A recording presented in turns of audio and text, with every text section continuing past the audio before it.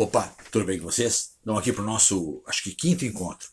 E o que eu selecionei agora é um país que eu gosto muito, né? Eu convivi muito com essa cultura, entendeu? Acho assim, claro, todo mundo, ninguém é perfeito, há problemas, mas é o Japão. O Japão é um país assim, muito, não só diferente, mas é um país que sofreu muitos problemas e que conseguiu se levantar. Mas eu vou começar falando do Japão. Então, nosso assunto de hoje é o Japão. O Japão é o seguinte: o Japão é um país insular. O que significa um país insular? Que é um país formado por ilhas, entendeu? Como é o caso, por exemplo, da Inglaterra, como é o caso, por exemplo, da Nova Zelândia, como é o caso, por exemplo, da Austrália. Aliás, a Oceania ali só tem ilha, né?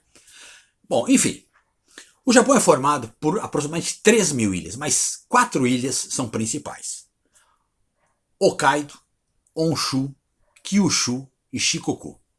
A principal ilha é Honshu, é onde estão as principais cidades, inclusive Tóquio, Yokohama, Nagoya. Todas essas principais cidades estão ali na ilha de Honshu, também conhecida como Hondo, né? O Japão, fisicamente falando, é um país muito ruim, cara. Os caras não tem nada. Não tem ferro, não tem manganês, não tem carvão, não tem petróleo. As catástrofes naturais ocorrem direto: tsunamis, maremotos, terremotos, enfim, sérios problemas. Por exemplo, questões espaciais. Espaço, muito problemática no Japão. 80 a 85% do território é montanhoso, é inabitável, não tem como habitar. E eles têm uma população que se espreme, uma população de 125 milhões de habitantes, que se espreme naquilo que dá. Entendeu? Então quem olha o Japão sob esses aspectos, entendeu? Provavelmente vai achar, pô, o país é uma porcaria, é ruim. Só que isso não é verdade. Além dessas questões naturais, né, existem as questões que são mais recentes, né, que são relacionadas à questão da Segunda Guerra Mundial, né? Além das questões que a natureza oferece, que não são boas, diferente, por exemplo, do Brasil, que a natureza foi prodigiosa com o Brasil, né? Pô, tem de tudo. Isso não quer dizer que a gente aproveite, né? Mas enfim. O Japão era um dos países do eixo na Segunda Guerra Mundial, né? Eram 3 países: Alemanha, Itália e Japão. O Japão centralizou a guerra mais na Ásia, né? E o Japão, ao final da guerra, foi o país que mais apanhou na Segunda Guerra Mundial.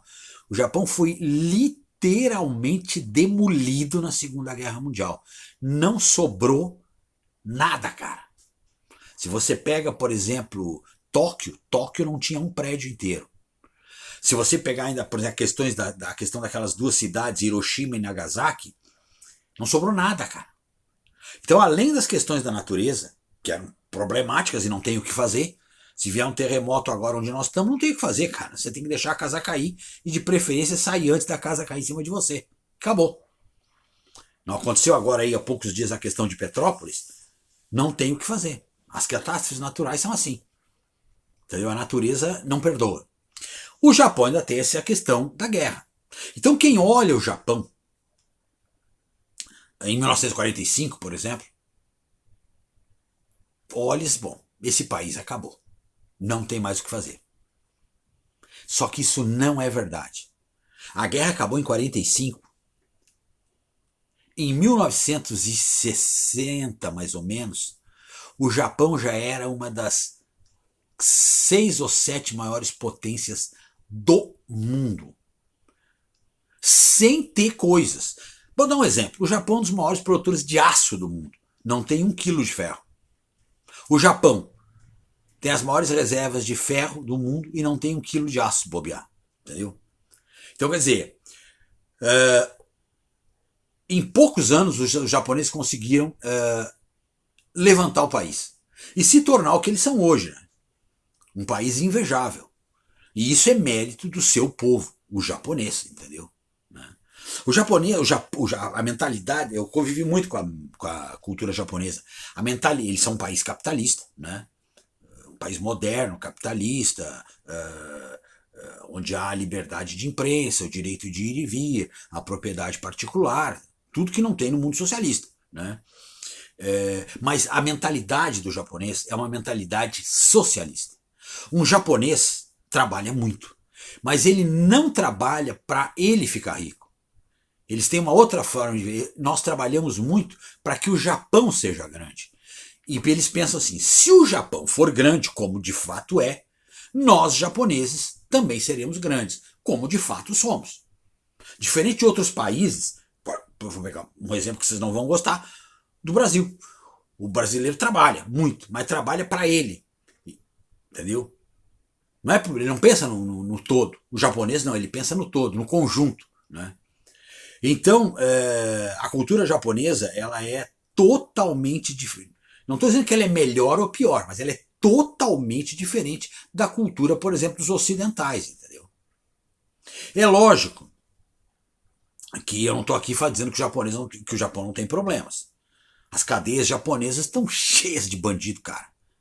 Cheias de bandido. Tem japonês que não presta. Entendeu? Tem japonês estuprador, tem japonês ladrão, tem japonês drogado, tem tudo. Tem um livro, claro, não precisa ler, mas eu vou citar, chama-se Favela High-Tech. É sobre o Japão. É um brasileiro, eu não me lembro o nome, mas o sobrenome é Lacerda.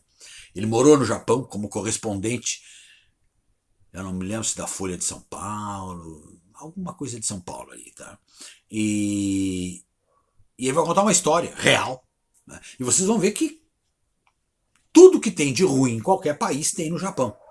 Só que tem em menos quantidade e o tratamento é diferente, entendeu? O cara lá, o bandido lá não é tratado que nem popstar, entendeu? É tratado como bandido, entendeu? Porque ele é um bandido. Então, quer dizer, o Japão é um... Na minha forma, eu falo isso porque eu sou simpatizante do povo japonês, entendeu? É um país que conseguiu, graças a seu povo, é óbvio, sair de uma situação muito ruim, de natureza e de guerra, para se tornar uma das maiores potências econômicas do mundo. E não tem nada a ver com tamanho. O Japão é do tamanho do Mato Grosso do Sul. O Mato Grosso do Sul tem 350 mil quilômetros, o Japão tem 370 mil. Esses 20 mil é um estado de Sergipe. O estado de Sergipe é do tamanho de Israel. Então essa coisa que se cria, porque o país é grande, porque o país é pequeno, porque tem muita gente, porque tem pouca gente, isso tudo é mentira. Quem quer arranja um meio, quem não quer arranja uma desculpa. Entendeu? Então, quer dizer, eles conseguiram fazer do país um dos melhores lugares do mundo para se viver. Entendeu? 46% da população japonesa tem curso superior. Só lembrando que no Brasil só 5%. Né? Então, claro, com esse grau de estudo que eles têm, o japonês não quer varrer rua, né, cara? Então, eu conheço pessoas que eu nunca fui no Japão, mas eu, por ter morado em São Paulo 30 anos, e vocês sabem que o lugar que tem mais japonês no mundo, depois do Japão, é o Brasil. E no Brasil, o país que tem mais japonês é o estado de São Paulo. Então tem cidades no estado de São Paulo que tu entra na cidade e parece que tá no Japão, cara. Só tem japonês, entendeu? Então o que acontece? Começou a faltar mão de obra para serviços subalternos. Num primeiro momento, os japoneses tentaram, isso já nos anos 70, eles tentaram trazer coreano, por uma questão de proximidade, a Coreia está ali do lado, é só atravessar o mar do Japão, né? Mas isso não, vieram coreanos, mas isso não deu muito certo. Por que não deu muito certo? Porque tem mágoas da guerra, né? O Japão, vocês sabem que ele invadiu a Coreia, vocês sabem que ele violentou os japoneses ali, claro, soldados, né? Violentaram 200 mil mulheres coreanas, né? E as mágoas ficam, né, cara? Então o governo japonês nos anos 70, 80 começou a procurar um lugar onde tivesse uma colônia japonesa para levar esse pessoal para lá. E claro que o lugar escolhido foi o Brasil. Né? Então hoje no Brasil não, hoje no Japão, tem em torno de 300 mil brasileiros.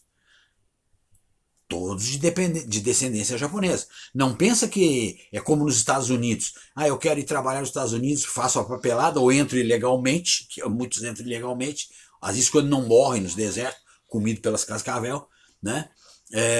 O ano passado morreu uma garota de Minas Gerais, né? No meio de um deserto lá, tentando entrar nos Estados Unidos. No Japão não é assim. Há uma série de... Eu, por exemplo, que não sou de descendência japonesa, eu até posso ir no Japão. Posso ir no Japão, posso viajar, posso conhecer, mas eu tenho que voltar. Agora, se eu quiser me instalar no Japão, já não vou conseguir. Então, uma exigência que eles fazem é que seja de descendência japonesa. E depois uma série de exigências para você poder trabalhar no Japão. Eu conheço algumas pessoas, em especial um cara que morou 14 anos no Japão, né? Então, eu perguntando para ele como é que é. Ele falou, cara, é outra vida. É um país onde as coisas funcionam, entendeu? Funcionam. Se o trem vai chegar na estação às 10 horas, 47 minutos e 15 segundos, ele chega na estação às 10 horas, 14 minutos e 15 segundos. E se ele vai sair às 10 horas, 30 minutos e 2 segundos, ele sai às 10 horas, 30 minutos e 2 segundos. Entendeu? Então as coisas funcionam. Né? Graças ao povo japonês. Né? Num primeiro momento, quando a guerra acabou, o Japão destruído, eles foram acusados até disso, e eles admitem, né? Que eles copiavam as coisas. Né? Copiavam. Então, por exemplo, eu sou de uma época, estou fazendo 63 anos, daqui 12 diazinhos, né? Relógio, quando eu era garotão, era relógio suíço. Não tinha relógio japonês. Porque os suíços, historicamente, são grandes construtores de relógios.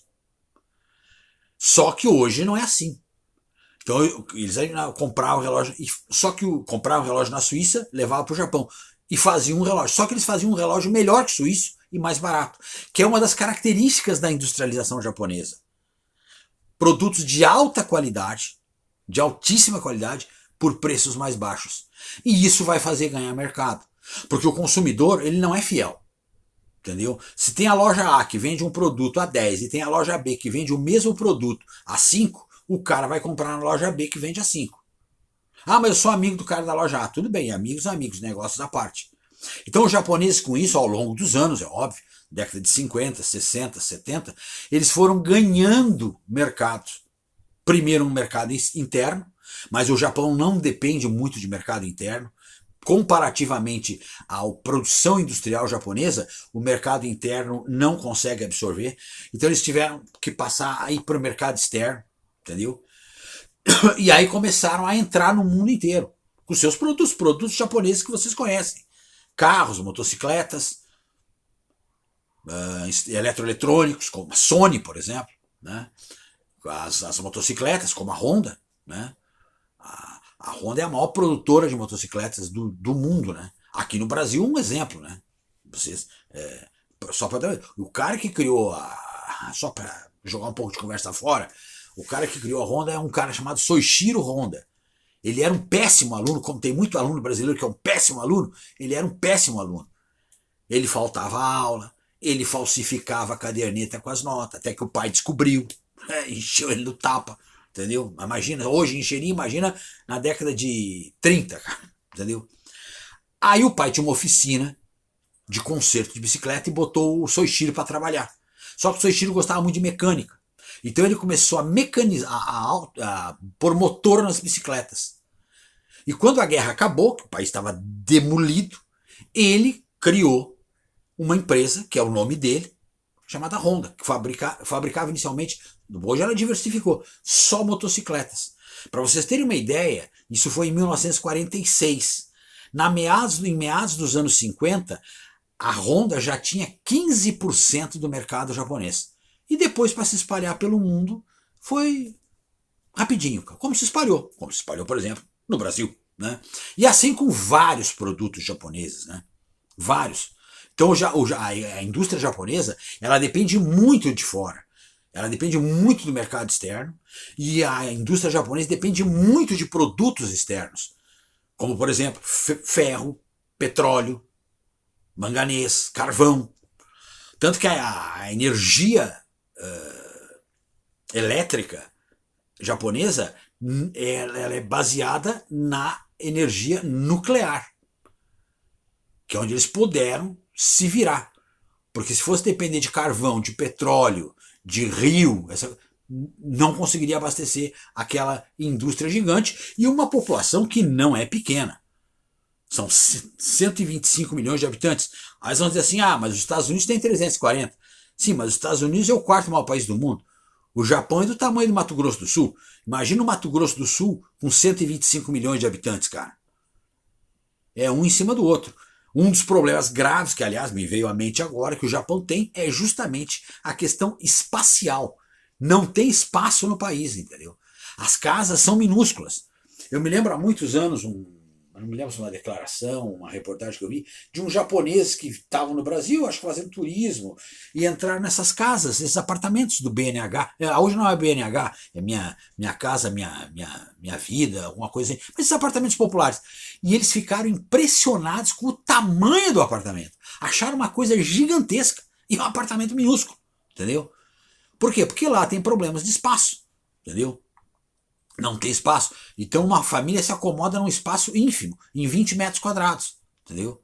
Ali mora o pai, claro que é tudo muito bem desenhado, muito bem arquitetado, não é tudo amontoado, entendeu? Mas são espaços pequenos porque não tem lugar no país, né? Além do país ter um território pequeno, 85% desse território não dá para morar ninguém, então sobra 15%, 20% de território para socar 125 milhões de pessoas. Né? Uma outra coisa importante, Aline, que eu me lembrei agora sobre o Japão, é a questão alimentar. Né? A base da alimentação japonesa é do mar. Né? É um país que vive do mar. Né? É um país insular. Tem a maior frota pesqueira do mundo. Né? Se bem que eu tenho um senão contra eles, porque eles, juntamente com a Noruega, se não me falha a memória, são os únicos 2 países do mundo que ainda caçam baleia. Né? O resto foi tudo por a base. Mas a base da... Se você vai num restaurante japonês, não sei nem se tem aqui na cidade, mas em São Paulo está lotado, a base da alimentação é toda no peixe, nos frutos do mar. Tá bom? Bom, enfim, o Japão é um país que me atrai muito, por isso que eu escolhi esse assunto, para dar uma pincelada sobre o país, entendeu? Né? E espero que vocês tenham gostado. E logo, logo a gente se encontra numa próxima... Agora falta só um vídeo. Falta um vídeo e depois a gente vai... uma hora vai ser editado. Não sei como é que funciona muito de computação. Por isso que eu estou aqui com a minha amiga que está me ajudando nessa parte, digamos assim, tecnológica da coisa, que eu sou péssimo, né? Enfim, abraço para vocês, fiquem bem e a gente se encontra na próxima.